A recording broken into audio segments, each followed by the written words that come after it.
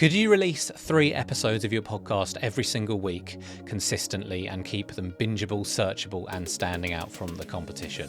Well, this is exactly what Edd Dawson did with his podcast, SEO is Not That Hard. After spending many years in the SEO space, Edd has consistently produced 3 of these bite-sized, bingeable episodes every single week for years.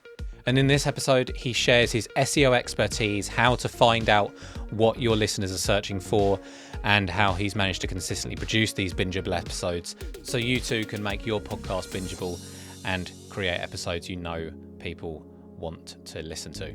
In this episode, we cover how Edd has consistently released 3 episodes since day one, how to stand out from your competition with a podcast, tips on how to come up with podcast episode ideas, the essentials of getting your content to rank on Google, how to find out what questions your listeners want answered, how Edd built a pro-sounding podcast setup for under $200 and much more.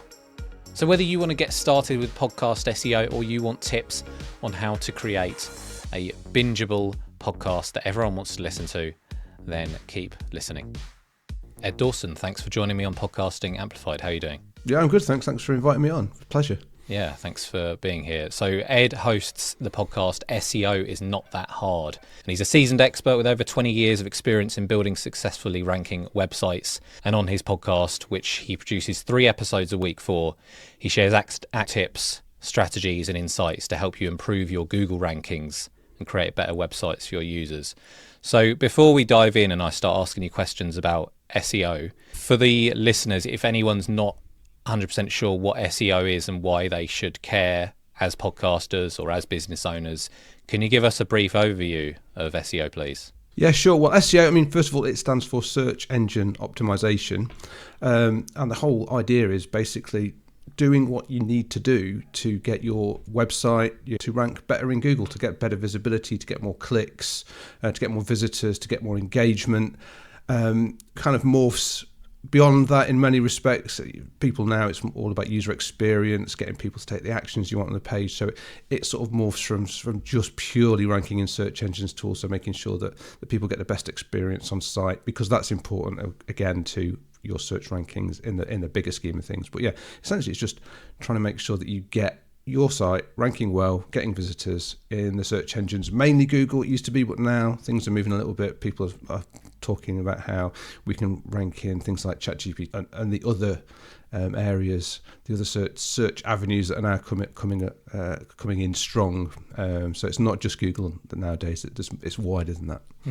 Yeah, it's really interesting. Actually, I hadn't thought of ranking it. I know people have talk about ranking in other search engines like YouTube and Bing and stuff, but ranking for ChatGPT, I guess that's something you're kind of maybe looking into at the moment. I know things have sort of moved fast in that area. Is that something that's keeping you on your toes, the AI stuff? Yeah, for most of the past 20 years, it's just been Google. When we talked about search engines, we really just talked about Google, especially in the UK. I know it's a little bit broader in some other areas of the world, but for most of the world, it just was Google. But now with the ChatGPT and other large language models like that, other AI systems like that, we are now starting to see just the first few drips of traffic coming through from them, and how ChatGPT, especially when they launched SearchGPT just a few months ago, they can actively search the web and make recommendations and sites that they are pushing people to now, reference sites.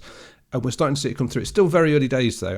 From probably 99% of people out there, using the web and searching, are still using Google. But it's the biggest shift I've ever seen, and the more experienced sort of power users online are using ChatGPT more and more. I am certainly myself, and I'm seeing that happen more and more. So I think it's going to become more prevalent and probably accelerate over this year and the coming years. Okay.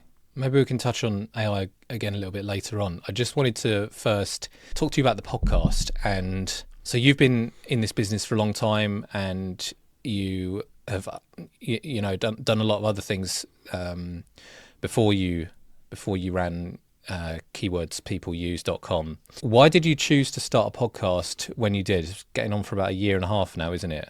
What was the main driver, and how has it affected your business? Okay, well, first of all, I've been an avid podcast listener for 10 years or more, probably at very early days. Very, very very been keen on podcasts because for many years, all our businesses we've always had since 2007 as virtual businesses working from home. So I've essentially worked by myself, even though I've had employees and other team members. Everyone's always worked virtual, so that means a lot of time being by myself. And I quite enjoy having something to listen to while I'm working or while I'm doing chores or anything like that. So I've been a real big podcast listener for many years, and I've always got loads of value out of it. And I'd never had the desire to go out there and push myself as like a personal brand, because prior to sort of 21, all our sites were just purely consumer facing, and we were driving all our traffic from SEO. I sold our biggest site, broadband.co.uk, in 2021, which obviously left me with a position where, what am I going to do next? And for all these many years, I've been listening to people online and on podcasts talking about SEO. And there's a lot of misinformation out there about SEO. There's a lot of, I call it a confusopoly, a lot of the SEO industry, where people make money by making it confusing so that they need experts to come and help them. And in some cases, some big companies, some enterprise level stuff, then yeah, I can see that they have issues that they need experts to deal with. But for many people, they could just do it themselves, but it's really hard to get into. So we founded keywords people use to sort of work on the philosophy that I'd always worked upon for ranking traffic, which is, I won't go into it now, but it's basically around answering people's questions and not getting too in the weeds on analytics and keywords and all those things. But it's taking a simpler way of doing it. And I wanted to make that accessible to people who could use it for themselves. Now, it's as an SEO tool, you are competing against other SEO tools which are being run by other very experienced SEOs. So it's like an incredibly difficult area to stand out in, because you're working against the very best experts in the world on these things. And a lot of them have got history going back years and years and years on their tools. So it's like, how was I going to differentiate myself? How was I going to get our tool noticed and also give it credibility? So that meant putting myself out there and putting my story out there and helping people, sort of positioning myself, essentially trying to position myself as, hey, I've got some expertise here, I'm going to share it with you. And I felt that the best way to do it was with a podcast, because with a podcast, it's so much more, what's the right word? Authentic. You know, if people can hear my voice and hear my story, and then I can give them tips and advice and help, then it's a lot less stale than just putting it on the page. Because I knew if I was going to just go with, like say, just our site, just a blog, it was going to be a lot harder to cut through the noise, because there's a barrier entry to podcasting, which is having the balls to get up and do it, basically, and the guts, which I'm not a natural public speaker. I've never stood on a stage and talked in front of people. And so to do this in the first instance was a case of, right, if I can get over that barrier and just try it, then I'm kind of reducing the pool of people that I'm competing against. And I also knew that the audience I was looking for were those that were really serious about SEO, or serious about wanting to learn SEO. And I wanted to try and help demystify it for them. So I just thought a podcast was a worthwhile, at least a trial. And I initially thought, I'll just try this. I thought I'll do 20 episodes and see, before I even look at any analytics, and see if I get any feedback. And within that period, we did start to get feedback, we did start to get listens, and it did start to pick up customers, because people would listen to the podcast, try and push the software that we're selling in the podcast, other than in the intro it's sponsored by, and if it's relevant, I'll mention it, but only as a relevancy. But I try and keep it as non-promotional as possible and try to give value, and then hopefully if I give enough value, then people will, out of curiosity, go and look at what it is that was behind us, basically. So you have some examples of where you know that a customer's found you through the podcast, have you? Or is it more just kind of a brand awareness? Right. Yeah. Cool. Yeah. Because on the there's two ways we know. One is when people sign up for the tool, they go through an onboarding process, and we are one of the places. How did you hear of us? And we've got the podcast as an option. Well, it doesn't say my podcast, but podcasts or podcasts. So sometimes when I've been a guest, they might have heard from me. I offer. As a call to action on the pod with a dynamic ad, you can schedule a demo. So if you want to schedule a demo with me, follow this link. It's a Calendly link. So I know that if anyone's clicked that link, and come to that Calendly thing. They've scheduled it from the podcast, so I can pick up there when people are scheduling, and we do get people through that. And I get emails from people who have signed up and said, "Oh, love the podcast. I've signed up for the tool," and they'll actually contact us. So we know that it works, and the conversion rate compared to a website is probably really, really actually good. Compared to the number of listeners we have, the number of people that have signed up, it's a really good rate, I'd say. Yeah. Well, that's a couple of ideas for if anyone's listening does have something that they're selling, a call to action. They can use trackable links in their show notes, or like you say, you can have a where did you find us option so that people can choose. Yeah. Mm-hmm. So do you know if any of your competitors, any of the other tools, have a podcast, or are you kind of the first SEO podcast that is actually promoting a tool like this? Oh, there's definitely others doing it.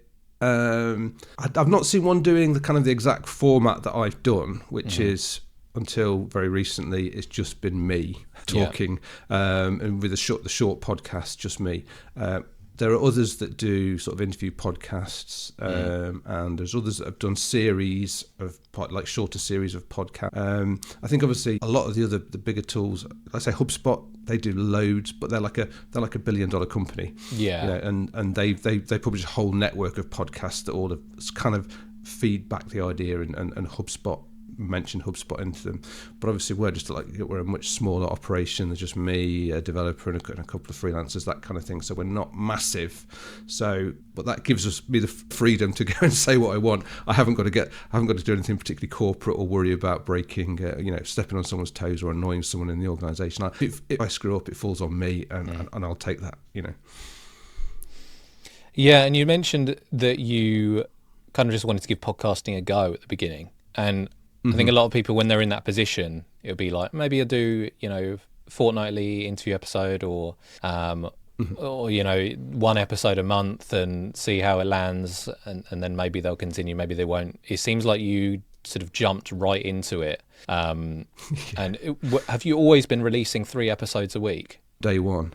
Yeah. I sat down and I thought, what am I going to do? And I wanted to do something different.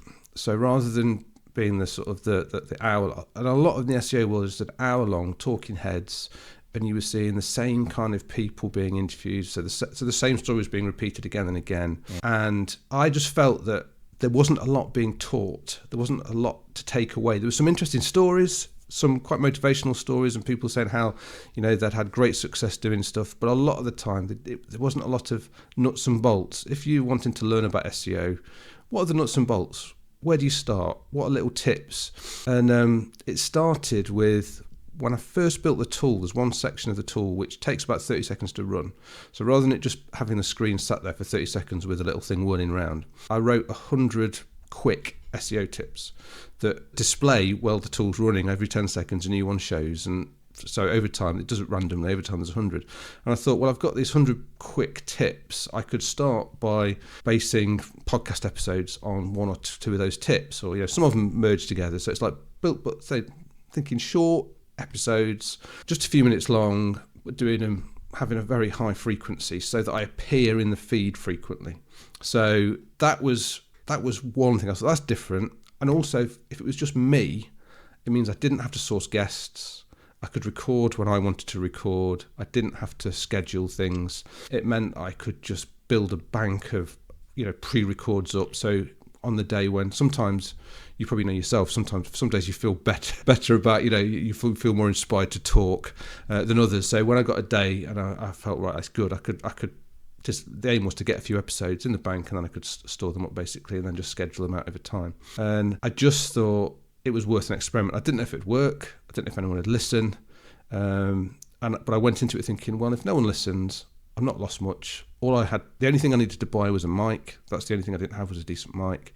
So I bought a Rode Podcaster 2. It was about 150 quid or something. It wasn't. I just Googled around to see what was a good, not stupidly expensive mic, but one that would be a reasonable price. And then I experimented with software. Found Descript, which just makes podcast editing so easy. It's like editing a document. And yeah, I thought, well, okay, so all in, there's less than 200 quid to try and start, and I'll just see where it goes. And And yeah, I've sort of really got into it. I really enjoyed doing it. It's probably the thing I enjoy doing most now compared to anything that I do work-wise. So cool. Yeah. Got to have that to keep you motivated. So how long do you spend a week on the whole podcasting process if you're doing 3 episodes? Well, when I first started, I think the first episode was about 8-9 minutes long. It took me the best part of a day to record because I was so nervous, so wanting to get it. I wouldn't say perfect because it was far from perfect, but I kept freezing. I kept jumbling over my words because that was another problem, obviously, of working solo all the time, is that you don't spend a lot of time talking. So for many years I felt like I spent whole days not saying anything to anyone, and I got out of the habit of actually talking. So the first few episodes it was a learning curve, and it took me time to get it right. But now I can do pretty much most episodes I can do in a roundabout. I literally just sit down and record, and most of them are done in one take, and it's the first take. Sometimes, like I've discovered the point that if I get to a point where I freeze, I'll just, before I used to stop the recording and then wait while it all transcribes before I start again. But now I've realised actually it's just as easy with the script. You just say cut out the shorten word gaps. Mm-hmm. So now if I suddenly forget what I'm talking about, I just stop, gather my thoughts, and then start again. So you can do it all in one take if you just get used to the process. So now I can do them really quickly. The harder thing is obviously coming up with the ideas for the topics for every single one. That's where I'm constantly all week. If an idea somebody comes to me, I'm listening to another podcast, or I've read something, or some news comes out, I'll just drop myself a quick email from my phone, podcast idea, and just a title. So now it's really quite quick. And I've automated the intro and the outro. I used to record that the intro and the outro every single time, and then overlay the music. And I thought, why am I not just recording it once and then just dropping the files in? But these things just don't occur to you when you first start doing it. So now I can, if I've got some good ideas and I'm motivated and I've got something good to talk about, I can normally do 3 episodes in less than 3 hours, so it can be slightly less. But I say I've just started this week recording some of the first interview episodes. They take a bit longer, obviously, because you've got to schedule a guest, and then when you speak to them with a guest, it's a little bit of a longer conversation, and then a little bit more editing. So that is going to take me more time to sort of get used to having interviews and going through that process. Wow, there's a lot of insight there. Like, I think maybe when they see the short episodes, or they think about starting a podcast with those really short kind of episode formats, it seems like it wouldn't take long, but each individual episode you've got to sort of produce it separately and write the show notes and upload it and schedule it and come up with a separate idea. I think some people can struggle coming up with an idea for a podcast once a week, let alone 3 times a week. Mm-hmm. Are there any other ways that you find out what people want, basically, what questions people are asking? Like, I know you've obviously got your tool, Keywords People Use. Is that something that you find useful to find out what to make episodes about? Yeah, totally. I have used the tool itself for finding ideas. So I will put in, like SEO, or I might obviously put like a sort of a more narrow seed keyword to find different topic areas people are asking questions about. Yeah, totally. It can come through that. But I think a lot of it is just if you just always have like some way of writing down show ideas, and especially because it's short episodes, and I'm only trying to get somewhere between 8 and 16 minutes. If I feel like I've gone over 16 minutes, it's generally I've gone on a bit long. If I'm under 8, I've probably not got a broad enough subject area. I've gone too tight maybe, but I don't beat myself up. I don't have an exact ideal time. It's because they're so short, the ideas don't have to be huge, and the research doesn't have to be huge.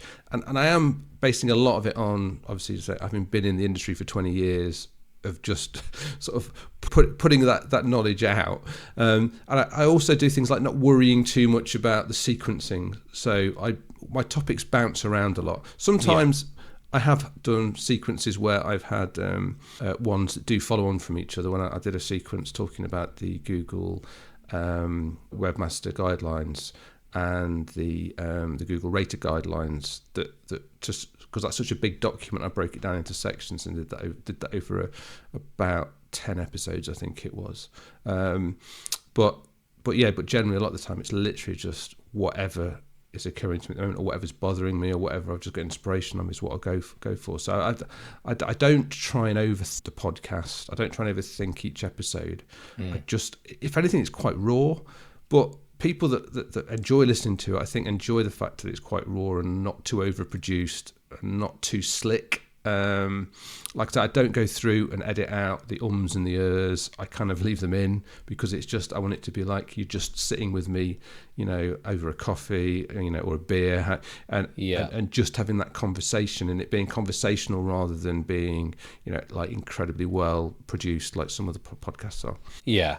I think it depends as well. Like if somebody's got a guest on and they just don't have much experience speaking on podcasts, and every other word they're saying or ah, then, and it's an hour-long podcast, then it's something that you definitely need to focus on. But if you're just talking yourself and the topic you're talking about, then there's typically not going to be anything that's going to get in the way anyway. But you say not too slick. I mean, your audio quality is very good, and it's nice to hear what mic. I was going to ask that actually, like what mic you're using, because if anyone's looking to upgrade their audio quality, if you listen to SEO, it's not that hard. I think the audio sounds really good, despite the fact that you say you're not spending too much time on it. Did you say it's the Rode Podcaster? Yeah, Rode Podcaster 2, I think. I pay so little attention to what the tech is. I had to look it up before the podcast what I actually bought. Yeah, Rode Podcaster 2, and it's just in a cheap shock mount. I think there's things I could do better with the audio. Descript's quite good because it can help you out with the audio quite a bit. It has a feature called Studio Sound, and that can help with levels and things like that. So I found that quite useful. Yeah. Well, I'm glad that one came up, because I know there are some articles out there, some blog posts that rank very highly, and they're suggesting mics that just aren't really suitable for a lot of people, or just not amazing audio advice. So that's kind of something to look out for. But yeah, if we could switch gears a little bit, and it's really great hearing about your podcast. And I think there's a lot people can learn from that, about, ideas for episodes and how to come up with them, and the different formats people use. But if we can talk about SEO now, I think this is something that a lot of podcasters have thought about, when it comes to episode titles, what can get them to show up in Google when people search, or maybe they haven't thought about it, but they're starting to think about it now. I know some podcasters, us as well, we put out a blog post on our website for every episode that has our show notes that typically focuses on a keyword that people are searching for, in the hopes that it will show up on Google, and then it will lead people to our podcast. If I could ask, you mentioned, well, the whole basis around the podcast is that SEO isn't that hard. I'm sure a lot of people think that it is. What made you go down that route? Why would you say that SEO isn't that hard, and what do you see people wasting their time on that they think is really hard, but maybe it's something they don't even need to be bothering with at all? Well, I say SEO is not that hard because there's a lot of people in the SEO industry who try and make it sound hard, because I think obviously it helps them sell services. If you're trying to charge for something, making it easy is not necessarily what you want to do. But fundamentally, I mean, I've been doing this for so many years, and the principles don't change hugely. There's lots of small technical things that can matter, but it's just a matter of learning what they are. A lot of what you need to do is just have good content that is well presented, that's on a secure and fast server. That's it. Your website just needs to be fast, secure, have good content, have good internal linking. There's just basic things. And okay, I'm not going to go through the whole of SEO now, but there's no individual parts of it that are overly complicated by themselves. You don't need to be a web developer. You don't need to be a computer scientist. You don't need to be all these things that some people would lead you to believe. You can get very in depth on the weeds and very enterprise level stuff where where the fine margins can drive bigger results because they've got such huge levels of traffic. Then some of that can be complex, but it's still not hard. Okay, so I wanted to sort of demystify it and say to people, if you follow the basics, then a lot of the time you will start to see success. The key thing I always say to people is, don't look for quick hacks or quick results. Anyone promising quick hacks and quick results is probably going to either lead you to nothing, or if it does lead somewhere, you're likely to get penalised. I mean, I in the past have done quick hacks, done things against Google's guidelines, and I talk about that in the podcast. And I got heavily penalised back in sort of 2012, 2013 time. And I changed my philosophy and went, right, now I'm not going to build for the short term anymore. I'm going to build for the long term. If you build for the long term with SEO, then it isn't that hard. It's just all about making sure your content's good, like I say, good, well presented, and in a clean and fast website. It's as simple as that. There's lots of stuff on the margins to make the difference up, but it doesn't have to be that hard. Yeah, it sounds like Google is clever enough now that it is just a case of making great content then, rather than maybe back in the early 2000s it was maybe more focused on these hacks and things that people could get away with. It was more. easier. It was easier to do things like buy links. And people do still sell links now, and some people will tell you to buy links, and it will work in the short term, but in the long run you're going to be much more likely to have problems. What looks for much more for now is a thing called information gain. So it's about having something new to say. So that's the great thing about podcasts, because podcasts are much more intimate. They're much more based around people's stories about things people have actually done, and that's where there is a much more likelihood of information gain. So if you're basing content upon what you've put in a podcast, you're not going to be. AI is an issue. Lots of AI content out there, but the trouble with AI content is it's only an average of stuff that it's seen before. It never creates anything new. There's never any real information gain. Whereas people telling their stories, which podcasting is, there is information gain there. There is something, even if the story is new, even if the example is new, it's new. There's an information gain there. Whereas AI can't really tell its story, because AI content doesn't have a story. It can only regurgitate other people's stories rather than having something new to share.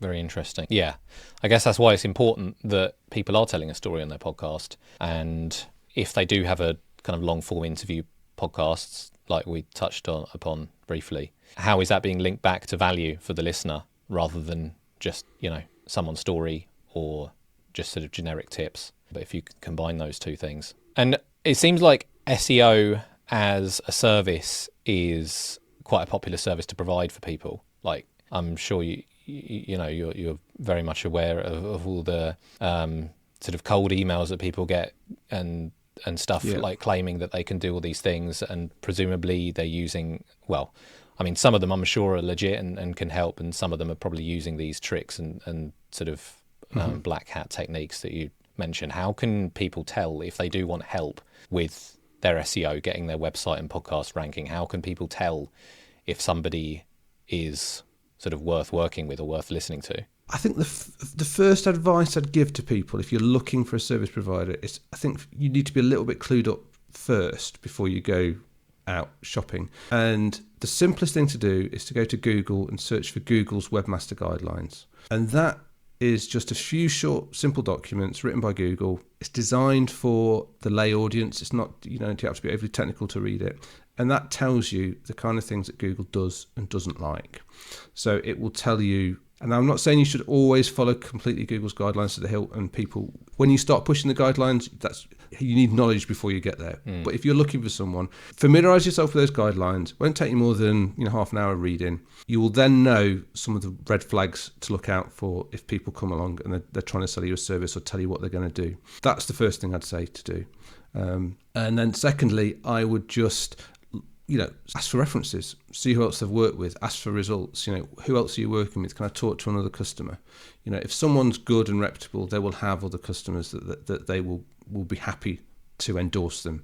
And if not, that's another red flag. That's what's my whole philosophy around SEO, and that's one of the reasons doing the podcast. I don't sell SEO services, so I don't do SEO for people. That's not what I do. What I'm trying to do is I'm trying to teach people to fish, essentially, so that they can feed themselves when it comes to SEO. So even if you don't want to do the work yourself, if you have people working for you, if you've understood the basics and have some knowledge, you're much less likely to end up in a situation where something comes back to bite you, where someone does some work that causes you issues. So it's just having a little bit of base level knowledge. But I say in the first instance, the the very best one to go to is just those Google Webmaster Guidelines. Familiarise yourself with those, and that should help you avoid sort of 95% of the red flag pitfalls that you just wouldn't know about otherwise. Because why would you know what Google does or doesn't like if you've never been to try? And if you just familiarise yourselves with those, that's what I'd say. Cool. Okay, so read Google's Webmaster Guidelines, listen to a few episodes of SEO is Not That Hard, and that will hopefully get you to a place where you can at least start implementing some of these things. I guess where people, for the listeners, where they are in this journey is going to be very different. Some podcasters might have started considering using search terms in their episode titles to help them get showing up on Google.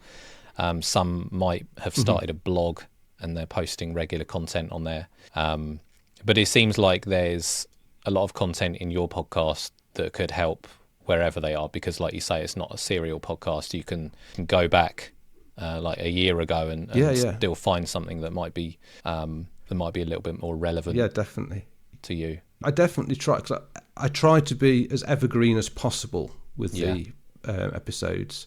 And I try to be as reasonably descriptive as possible with the titles. Titles is an interesting one though, because there's two schools of thought, isn't it, on the titles? One is be descriptive, get the keywords in, tell people what it's about. And there's another one that is like leave a cliffhanger in your title. And I've experimented a bit with both of them, and the cliffhanger ones can tend to get more of your subscribers, I think, to listen. So whereas they're not great for discovery, because a cliffhanger title necessarily doesn't give away what you're talking about. So I think there's always going to be a trade-off there between enticing your current subscriber base where you're in their feed to click to listen versus trying to pick up new people. So I haven't quite sort of squared that circle myself yet. Yeah, no, I completely agree, because we do show notes and title writing for clients, and we always go talk to the human first. Get the existing subscribers, nurture your existing listeners first. So write a title that you know is going to get them to click before, and then if we can squeeze in a keyword, then we will. But the growing and keeping people listening is the first thing to do. And then to finish off, if there's one thing that you wish you'd have known a year and a half ago before you started the podcast that would have made things a little bit easier for you, what would it be? I think that probably I would have started earlier if I'd appreciated that just doing it improves you. So I think I'd obviously thought about podcasting because I've been so into podcasts for a long time. But I always thought, I will be rubbish at it. And I'm not saying I'm good at it now. I'm better than I was when I started. But I think the fact is that everyone will be terrible when they first start. Everyone's worst episode is their first episode, but they improve over time, and that your audience is quite forgiving. I think that you, depending on what podcast you listen to, if you've only really listened to lots of really well produced podcasts, really professional podcasts, you think they've all got to be like that. But actually, when you are doing, the more niche you're going, so obviously with SEO it's quite niche, it's not for everybody. The people that want to, if you're going really niche, the people that want to learn about the subject will forgive a lot when it comes to production values and the quality of your speech, and especially because I've got quite a regional accent from the UK. These things don't matter as much as you probably think they do, and that there is an audience out there, I think, for every niche and for every podcaster, and to be a little bit more bold and go for it. Love it. And especially if you're producing 3 episodes a week, you're going to improve very quickly, I think. Yeah, I hope anyway. All right. Well, thanks, Ed. I think that'd be really useful for people in terms of listening to your podcast journey and how you have made your podcast unique in the crowd.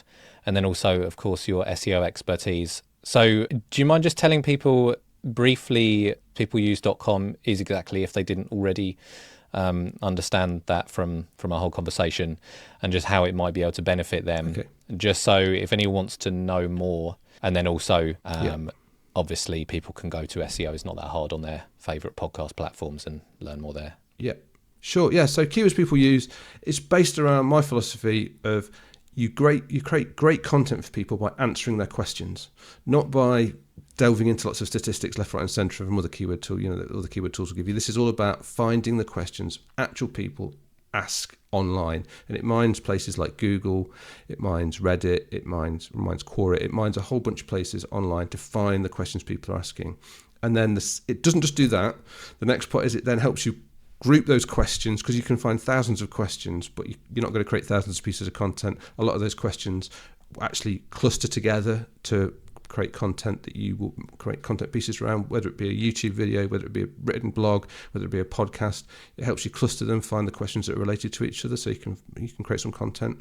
And the third piece is, with SEO, biggest bang for your buck a lot of the time is actually improving existing content. So we have a third piece of the tool which connects to your Google Search Console, which is an area, if you've got a website, Google will give you extra information about how people are finding your website. You can connect to Google Search Console and see what your content is actually ranking for and where you're getting visibility in Google but not clicks, which means you're not ranking high enough, and we can then give suggestions on how to improve your content to make it rank better. So it's like a holistic approach to creating new content and improving existing content, and then coming back and re-improving. So it's like creating a flywheel for your content to boost that visibility and traffic, and hopefully, if you're monetizing, your revenue over time. Awesome. Yeah, and I think that links perfectly to podcasting, about answering people's questions. That's what's going to get people to click. So thank you for that. That's keywordspeopleuse.com. And thanks again, Ed. I really appreciate you spending the time with us today. And yeah, all the best with the podcast. Yeah, it's been an absolute pleasure. Thanks for inviting me on. Loved it. Thank you. Thanks for listening to Podcasting Amplified. If you enjoyed today's episode, please leave a review on your favourite podcast platform. We'll be back next time with another conversation offering more insights to take your podcast to the next level and help you to achieve success. Happy podcasting.